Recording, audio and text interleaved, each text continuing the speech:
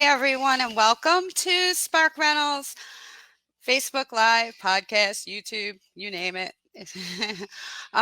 Pardon me if I'm a little off. My daughter just had a baby, and I'm actually at her house, so I'm a little out of my element, but I'm going to do my best. So, with that being said, what we are talking about this week is um, real estate hustles to make some or to save money, to invest or just save money, basically. Let's face it, the economy is a little funny and it's harder to save money right now. So it couldn't hurt to have some side hustles. So let's get right into talking about them. One of the first ones that I actually learned from Al Williamson, and I'm going to try and put in links. I may have trouble, so I will try to, if anybody emails me and asks me for the link, I will send it to them if I can't get it into the chat. So, with that being said, is rental arbitrage. And what that is say you rent a property and your landlord allows it, you can rent rooms within that property. And oftentimes you can rent them to the point where you yourself wouldn't even have to pay rent. And obviously that would enable you to save a whole lot of money.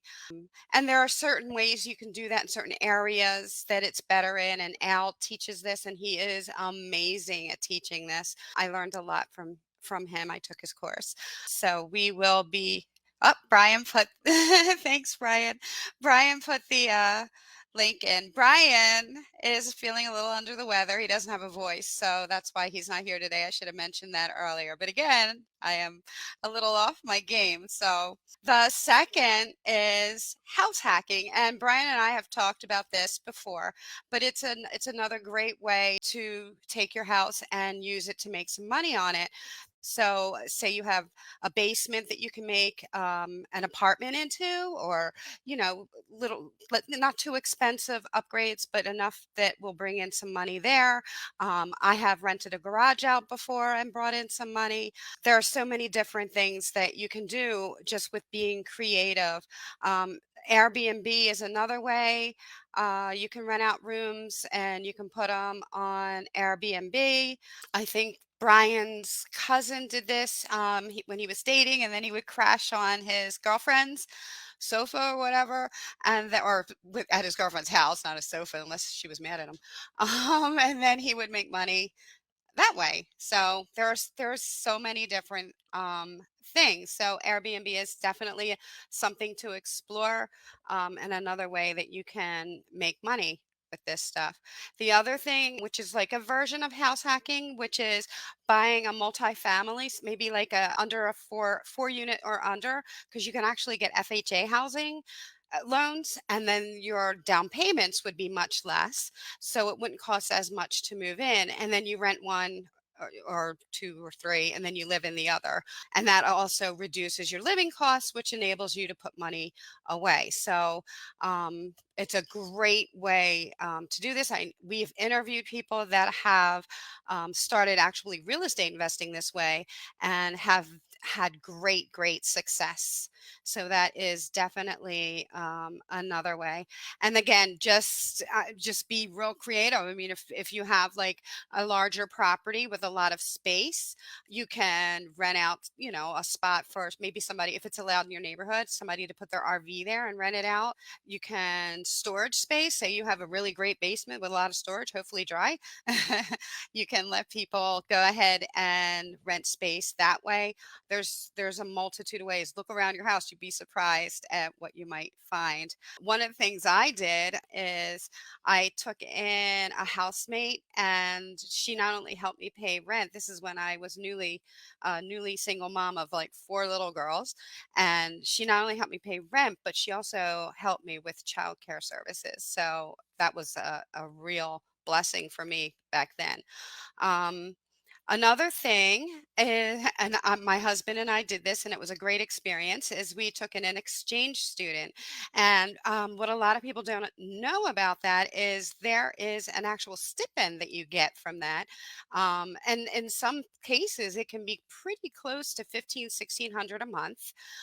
Granted, you're taking care of a child and everything else, so you do have that. But we learned a new culture, and it was one of the best experiences we had. We still communicate with Alex, who was our exchange student, and he's in college now. So that was a really great experience.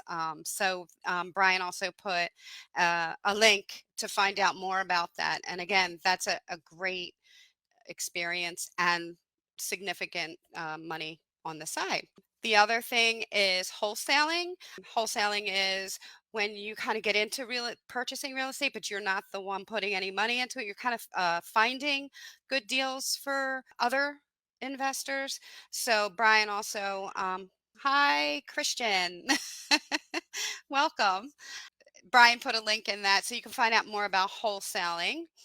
You can get your real estate license. I have mine. If you have a love for helping people, it's a great way to stay on top of, the business, your local business and whatnot. And I actually think it's fun. I do it for family and friends right now. I manage some properties, and I also help buyers and sellers. And to me, it's very rewarding. I also work with a social service agency just because I enjoy it.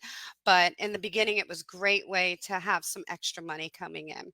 You could be a real estate photographer. I couldn't because I'm not very good at that. But if you happen to be good at taking pictures, there's a real need out there. When I list a property, I do not like taking the pictures myself. So I prefer getting somebody who's more talented in that area because it's if you have really bad pictures on a listing, it tends not to sell as fast. So having good pictures from a professional makes such a difference in a lot of things. It could even make a difference in the price you get for a home. So people need them. So you can do that if you're really talented and as a videographer or a photographer. Brian's brother-in-law, he told me he does this. My daughter has done it, and they make pretty good money. If you're good at decorating, maybe start a staging company and help people, get their house in order to make it more showable. Oh, Christian, you're licensed. Nice. And a virtual assistant. Very cool. Very good.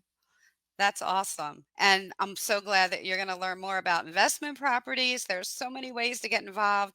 So keep in touch with Brian and I, and you'll learn more. The other thing you can do is write. I have done it. Brian's done it. Write for real estate publishers. They're always looking for content. Content is king right now with the way the internet is. So if you happen to be a really good creative writer or even a nonfictional writer, it's a great way, a great segue to make some money doing that too. And then there's so many things that you can do really. I mean, if you're somebody who's good at operations or administrative duties, maybe you could start a virtual assistant business. There are people always looking for virtual assistants, so you can do it, and then you can even hire people under you. And that, again, it's starting a business and it's helping you make extra money. The other thing is working as a leasing agent. You Most states, and you have to make sure with your state, but most states don't require you to have a license if you're working under a manager, and you can make pretty decent money. A lot of them offer hourly and they offer commission. I used to manage properties a while ago, like big apartment communities, and our leasing agents got pretty good bonuses when they would rent something out. So these are all ways. If you have any other ways, throw them in the comments. Again, wherever you are creative, maybe you have some strong suits, there are great ways to make some extra money and save money to hopefully invest it and maybe retire at a very young age or a younger age. So that is all I have today. I thank you so much for joining me. I thank you for your patience with me. And Brian and I will see you next Tuesday, and Brian will be able to talk. Have a good day. Bye bye.